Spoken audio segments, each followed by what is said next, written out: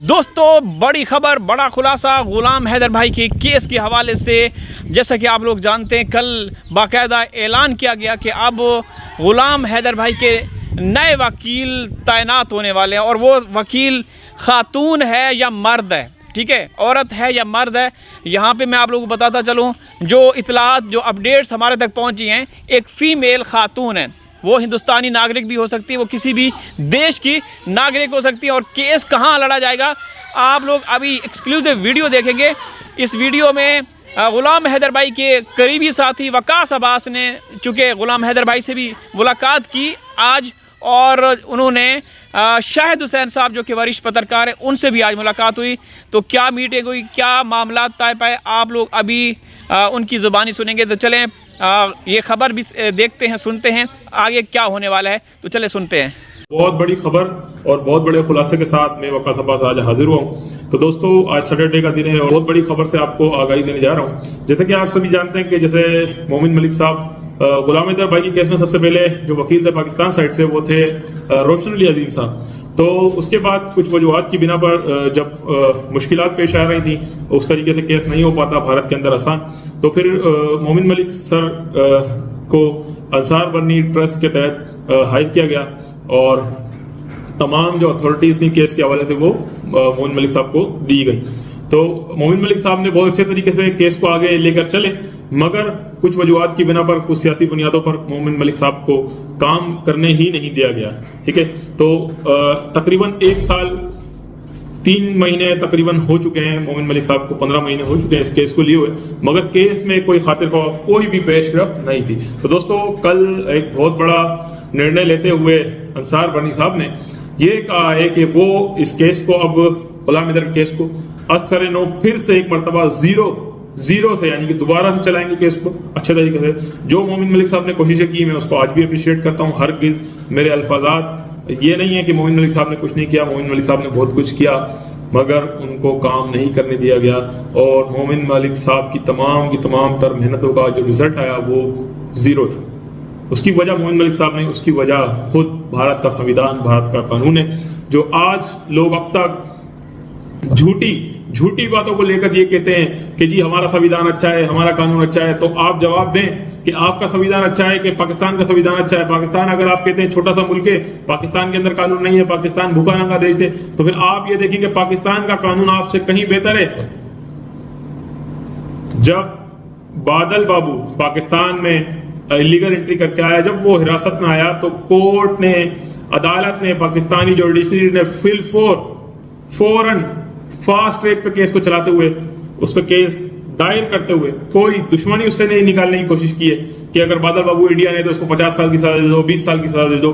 3 साल की सजा बनती है हमारे कानून के मुताबिक, 3 साल से लेकर 1 साल तक की। तो आप ये देखें कि वो किसी भी मामले के अंदर नहीं पाया गया, किसी दहशतगर्दी के मामले में नहीं पाया गया। ठीक है, वो बयानात अपने चेंज करता रहा जिससे लोगों को तशवीश होती रही, मगर वो किसी भी किस्म के मामले में नहीं पाया गया। तो हमारी जुडिशरी अदालत ने उसको 1 साल की सजा दी।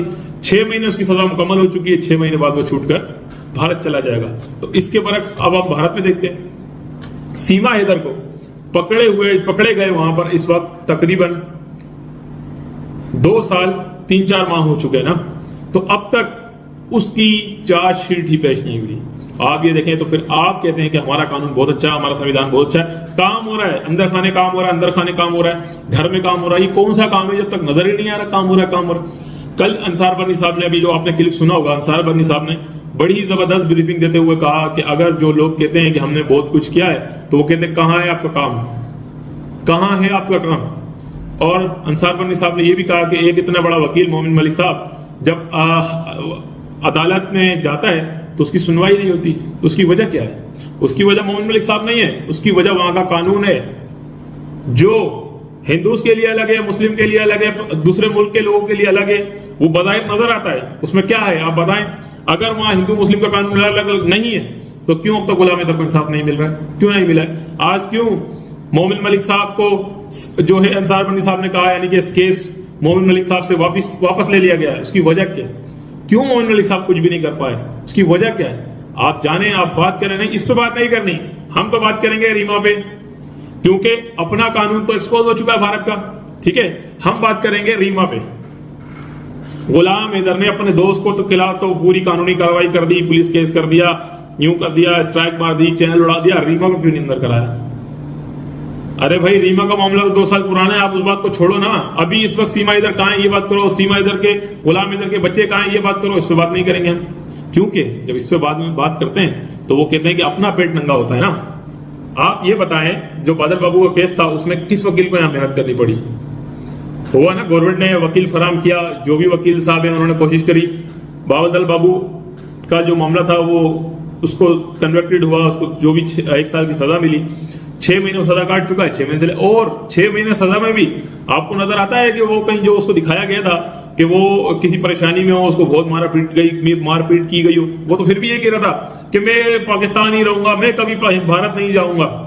तो हमारा मुल्क तो ये नहीं देख रहा कि इसने इस्लाम कबूल कर लिया है, इसकी जान को खतरा होगा तो इसको हम इसी मुल्क रख लेते हैं। बल्कि आप दूसरी तरफ देखें, सीमा हैदर ये कहती है कि मेरी जान को खतरा है, ठीक है। उसने मर्सी एक्ट के तहत के उसने रहम की अपील की है, मुझ पर रहम किया जाए, मेरे को पाकिस्तान में मार दिया जाएगा, मेरे बच्चों को भी मार दिया जाएगा, तो लिहाजा रहम की अपील सीमा हैदर ने की है कि मुझे रहम दिया जाए, मतलब रहम मुझ पर किया जाए और मुझे यहाँ रहने दिया जाए। तो मैं मोदी साहब से भी पूछता हूं, मैं भारत के लोगों से पूछता हूं, तो फिर उन रोहिंग्या के जो मुसलमान हैं जो आते हैं पनाह लेने के लिए, जो उस तरफ उनको जो बुद्ध मजहब के लोग हैं वो उनको जानों से मार देते हैं, वो अगर पनाह लेने के लिए भारत आते हैं तो भारत सरकार क्यों उनको समंदर की लहरों में छोड़ देती है वापसी? क्यों समंदर की लहरों में वापसी छोड़ देती है? इसका किसी के पास जवाब है? नहीं है। उन मुसलमानों को तो वापसी समंदर में धकेल दिया जाता है। अगर तुमको बुद्ध मजहब के जो लोग हैं, बुद्धिज्म जो मजहब से ताल्लुक रखते हैं, वो तुमको मार रहे तो मार रहे दो, हमारा इससे क्या ताल्लुक है? वो तुम्हारा मुल्क है, जाओ वापसी, ठीक है। और एक तरफ जब एक महिला पाकिस्तान की 4 बच्चे लेके गुलाम हैदर की गैर कानूनी तौर पर घुस के वहां बैठ जाती है, जिसके पास ना आधार कार्ड है, जिसके पास ना, और पूरे भारतीय कानून की धज्जियां उड़ाती है, 3 स्टेशन पार करके चौथे जो सूबा है उसमें चले जाती है। हैरान है भाई, 3 स्टेशन पार करे, सॉरी 3 उसने शहर पार कर लिए एक तरीके से, वो पार करके और आराम से जो है चौथी जगह में जाकर पूरा में बैठ जाती है। और जब पकड़ी जाती है तो उससे क्या क्या चीजें बरामद नहीं होती, फिर भी उसके खिलाफ कोई कानूनी कार्रवाई नहीं। अगर वो जासूस है नहीं है, अब तक वो जेल में क्यों नहीं, हमारा ये सवाल भी बनता है। और दोस्तों उसके साथ साथ जो खबर मैंने आपको दी है कि अब बहुत ही जल्द जो अंसार बनी साहब ने कहा है कि वो लंदन के थ्रू जो है केस दोबारा से चलाएंगे और वो वकील भारतीय नहीं होगा। अब जो वकील होगा वो भारतीय नहीं होगा। अब वो कोई भी हो सकता है, वो हिंदू भी हो सकता है, मुस्लिम भी हो सकता है, ये तो बात मैं कर ही नहीं रहा हूँ। उन्होंने कहा है कि अब वो जो है अंसार बनी साहब वो एक इंटरनेशनल लेवल का जो वकील हायर करेंगे। और वो मैं दोस्तों आपको एक बात ये भी बताना चलूँ कि 100 में से 70% चांसेस जो हैं वो लेडीज वकील के हैं। तो वो इंशाल्लाह हम मजीद आके देखेंगे कि वो लेडीज होती हैं कि जेंट्स होते हैं। जो खबर हमारे तक हैं तो बड़े अच्छे अच्छे जो वकील हैं इंटरनेशनल लेवल के, उन्होंने भी गुलाम हैदर से रब्ता किया और महिलाओं ने भी रब्ता किया, बड़ी बड़ी वकला ने रब्ता किया, जो वर्ल्ड लेवल की जो लेडीज वकील है उन्होंने भी रब्ता किया है। तो अंसार बनी साहब सबको देख रहे हैं, परख रहे हैं और जो वो बेहतर समझेंगे, क्योंकि वो खुद एक लॉयर है, वो खुद एक एडवोकेट है अंसार बनी साहब, ठीक है। और जो लोग ये कह रहे थे अंसार बनी साहब कहाँ सो रहे हो, किधर सो रहे हो, तो उनकी भी मेरे ख्याल से बोलती बंद हो जाएगी, उनको भी लग पता जाएगा कि अंसार बनी साहब कहाँ सो रहे हैं, किधर सो रहे हैं। चले खैर, वो मोमिन मलिक साहब से तो पहले वो रिपोर्टें लेके लोग पेश कर देते थे, अब कहाँ से लोगे रिपोर्ट। तो दोस्तों जो रिपोर्ट है आपको इंशाल्लाह हमारे पाकिस्तानी चैनल में मिलेंगी, ठीक है। शाहिद हुसैन भाई हो, इकरा मैडम हो या हमारा चैनल हो, इंशाल्लाह आपको हमारे चैनल से रिपोर्ट्स मिलेंगी। दोस्तों आप लोगों ने वकास अब्बास भाई को सुना, बहुत बड़ी डेवलपमेंट्स होने वाली हैं, मामलात अंदर खाने चल रहे हैं। और जैसा कि आप लोग जानते हैं कल बाकायदा तौर पे अंसार बनी साहब जो कि हमारे पाकिस्तान के हीरो हैं, न सिर्फ पाकिस्तान बल्कि उन्होंने हिंदुस्तानियों के लिए बहुत ज़्यादा काम किया। उन्होंने कल भी अपनी वीडियो में ये पैगाम दिया कि मैंने भी हिंदुस्तानियों के लिए इतना काम किया कि कोई भी बड़ा कोई ताकतवर शख्स इस तरह का कोई काम नहीं कर सकता, ठीक है। तो दोस्तों अब इंशाअल्लाह बहुत जल्द उम्मीद की जा रही है कि जो गुलाम हैदर भाई के बच्चे हैं उनको जल्द मिल जाएंगे। हमारी भी दुआएं हैं, आप भी दुआएं करते रहें। इजाज़त चाहता हूँ, हाजिर होंगे किसी और वीडियो में, तब तक अल्लाह हाफिज़।